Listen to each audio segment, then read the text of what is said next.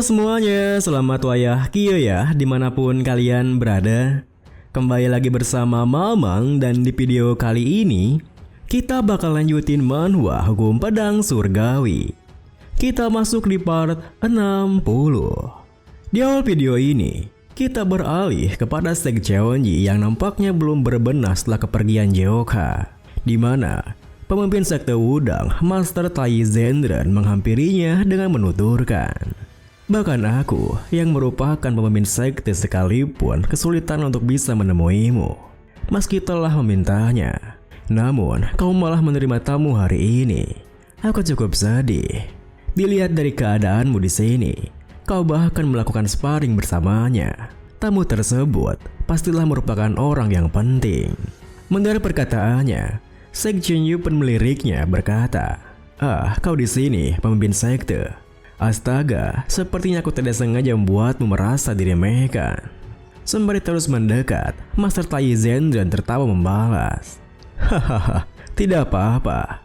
Namun, jika kau mengabaikan murid-murid yang ingin belajar darimu, dan malah memperlakukan orang luar dengan sangat baik begini, bukankah murid-murid Wudang akan merasa sangat sedih? Terlebih lagi, meskipun kau merupakan seorang tetua, Jinmu Palace itu adalah tempat yang tak seharusnya kau ungkap dengan mudah kepada orang luar. Aku yakin betul kau pasti tahu soal ini. Tapi apakah tamunya memang sepenting itu sampai-sampai kau mengabaikannya? Dengan wajah seriusnya, Sek Cheonji menimpali, pemimpin sekte, apa kau ingat dengan tugas yang kau percayakan padaku tahun lalu? Seketika itu juga Master Tai Zendran terperanjat berpikir, tahun lalu? Itu artinya persoalan terkait Mansum Calon Union. Mungkinkah? Dengan pikiran seperti itu, Master Tai Zendran yang bisa menebaknya pun bertanya, apa yang kau maksud itu seorang bandit dari bandit Union yang telah mengalahkanmu? Sek Cheonji yang tak ingin menyembunyikannya pun mengangguk mengiyakannya. Ya, orang yang datang berkunjung hari ini tak lain adalah Yeon Jeokha dari 10 pahlawan Wu Feng. Mendengar konfirmasinya, Master Tai Zendran yang terkejut pun berpikir, Yeon Jeokha? Nama itu meninggalkan kesan yang mendalam. Sampai-sampai aku masih bisa mengingatnya. Sek Cheonji pernah berkata bahwa berkat bantuan orang itu, dia mampu mencapai ranah Triple Union. Selain 10 master bela diri terkuat, tak banyak orang yang mampu bertahan melawan seorang Sek.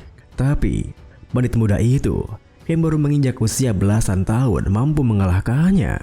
Dengan pikiran seperti itu, Master Tai Zendran yang merasa khawatir pun menuturkan, Sek, kali ini kau telah membuat kesalahan yang fatal. Kau membawa seorang bandit dari bandit Union ke dalam Jinmu Palace, tanah suci Wudang.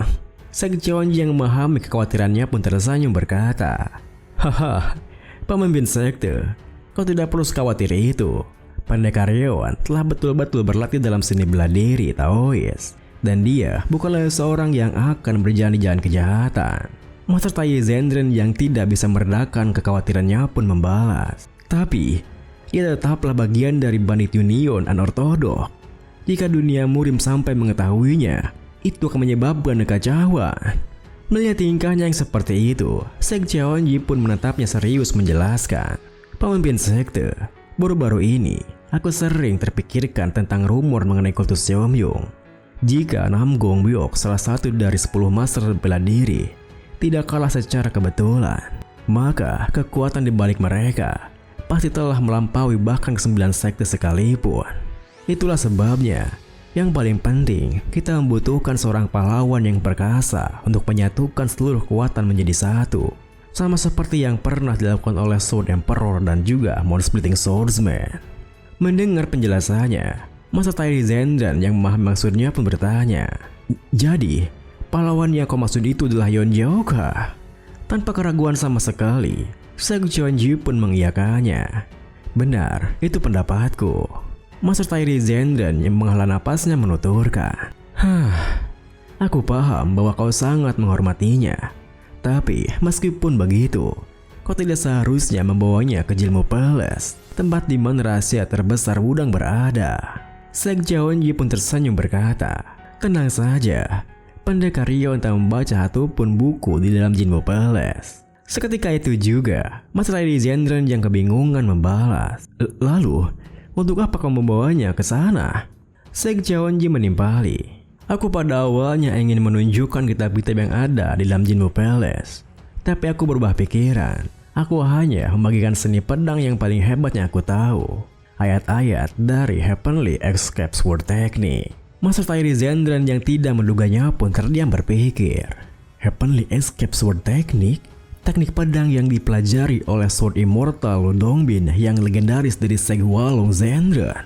Teknik itu diturunkan kepada sekte Wudang, sekte Manhua, dan sekte Quanzhen melalui murid-muridnya Lu Dongbin.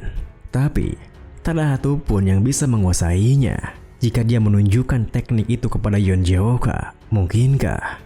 Dengan pikiran seperti itu, Master Lady Zendran pun tertawa menuturkan. Aku rasa aku seharusnya bisa lebih mempercayaimu. Aku yakin kau itu bijak. Aku hanya terlalu khawatir. Aku percaya pada penilaianmu. Melihat tingkahnya yang seperti itu, Sekja Wonji yang merasa agak aneh pun berkata, terima kasih. Aku akan lebih berhati-hati mulai sekarang, supaya kau tak perlu khawatir lagi. Master Lady Zendran pun membalas. Baiklah, bagaimana kalau kita minum teh bersama selagi kau ada di sini? Dengan begitu, mereka berdua pun melangkah pergi untuk minum teh bersama. Akan tetapi, pada saat itu, Master Lady Zendran atau bisa disebut juga sebagai Sekte Eho tidak tahu bahwa Yeon Jeoka telah berada di level di mana dia tidak membutuhkan kitab berhasil dari Jinmu Palace. Dia tidak membayangkan bahwa Yeon Jeoka akan mampu mencapai pencerahan hanya dari mendengar metode teknik tersebut, karena tak ada yang pernah bisa menguasainya hingga saat ini. Dan karena Sekja Wonji tahu betapa pemimpin sekte sangat menghargai dan memprioritaskan sekte Wudang, dia memutuskan untuk tidak memberitahukan bahwa Yeon Jeoka telah berlatih teknik Spirit Sword Technique, puncak dari semua teknik pedang, dan tampaknya Yeon Jeoka juga telah mempelajari sesuatu setelah mendengar tentang Heavenly Escape Sword Technique. Beberapa hari kemudian, Jeoka yang melanjutkan perjalanannya dengan menumpang sebuah gerobak kuda pun berbincang-bincang dengan Abasim. Hingga Abasim yang mendengar cerita, Jeoka pun bertanya, Tuan muda, apa nama teknik itu tadi? Heavenly Escape Sword Technique ya? Benar, aku tak akan pernah bisa mengingatnya. Bukannya kau bilang kalau teknik itu diturunkan ke sekte Wudang, sekte Manhua, dan sekte Quanzhen? Lalu, kenapa mereka tidak mengajari teknik pedang yang luar biasa itu saja? Jeoka pun menatapnya berkata, harus berapa kali aku bilang padamu, orang-orang tak bisa mempelajarinya. Kemungkinan itu tak bisa dipelajari dengan fisik seorang manusia. Abasim yang penasaran pun membalas, tapi kau bilang kau sudah mempelajarinya kan? Jeoka pun menjelaskan, mungkin aku salah menafsirkannya. Habisnya, aku belum pernah melihat teknik dilakukan sebelumnya. Aku bahkan tak datang ke sana untuk mempelajari teknik itu. Terlepas dari itu, aku sudah mulai terbiasa dengan telekinetik spiritual teknik. Jadi itu saja sudah cukup. Omong-omong, kapan kita akan sampai? Abasim terpaksa memendam penasarannya pun berkata, kemungkinan saat matahari terbenam. Jeoka yang sudah tidak sabar pun membalas, baguslah, itu artinya aku akan bisa melihat mereka lagi hari ini. Bahkan masih belum terlalu lama sejak aku melihat mereka, tapi aku sudah merindukan mereka. Kalau mereka tahu bahwa aku telah meninggalkan gunung, mereka pasti akan sangat terkejut. Pung Yeoncho dan Tak Gyeom Hyungnim, kalian berdua baik-baik saja kan? Di saat Jeoka sudah tak sabar untuk bertemu dengan mereka berdua, keadaan Pung Yeoncho sendiri nampaknya sedang tidak baik-baik saja, di mana tubuhnya penuh luka setelah bertarung melawan beberapa preman. Akan tetapi, meski anak istrinya telah memintanya untuk menyudahi pertarungannya karena khawatir akan keadaannya, Pung Yeoncho yang tak ingin menyerah di sana berkata, jangan khawatirkan aku, tunggulah di dalam, ini berbahaya. Melihat tingkahnya yang seperti itu, ketua para preman di sana, sebut saja Bobby, botak biadab, tersenyum meremehkannya. Apa kau berpura-pura sok kuat karena kau sedang berada di depan keluargamu? Ini sebabnya kau tetap harus merendah setelah kembali. Kau malah menggali kuburanmu sendiri. Kami akan membalaskan dendam teman kami hari ini. Pung Yeoncho yang bersikukuh dengan tindakannya pun menuturkan, menggali kuburan sendiri katamu? Teman kalian itu yang sudah menggali kuburnya sendiri. Haruskah aku tetap duduk di belakang terus menonton saat teman kalian menyerang seorang gadis dan menyebabkan kekacauan? Aku akan senang untuk menyelesaikannya dengan damai. Tapi dia duluan yang mencoba menghabisiku. Jadi aku tidak punya pilihan lain. Aku bahkan tak bisa melihat gadis yang terluka itu karena aku sedang mengurus teman kejimu itu. Seorang gadis di bawah umur 20 tahun kehilangan nyawanya. Dia tidak punya pilihan lain selain menjadi seorang pengawal demi bertahan hidup. Sayangnya, meskipun Yoncho telah menjelaskan panjang lebar seperti itu, si Bobby yang tidak mempedulikannya malah balik meneriakinya.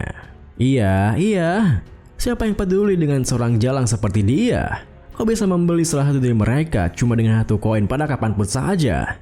Tapi, sangat susah untuk bisa membesarkan seorang seniman berdiri seperti yang telah kau habisi. Aku akan melenyapkanmu.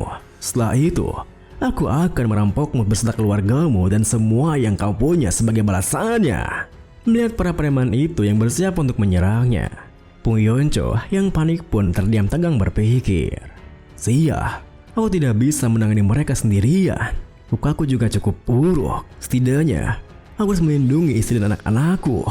Aku tak boleh sampai kehilangan keluargaku lagi. Saat aku baru saja berkumpul kembali dengan mereka. Bisakah aku melakukannya? Tidak, aku harus."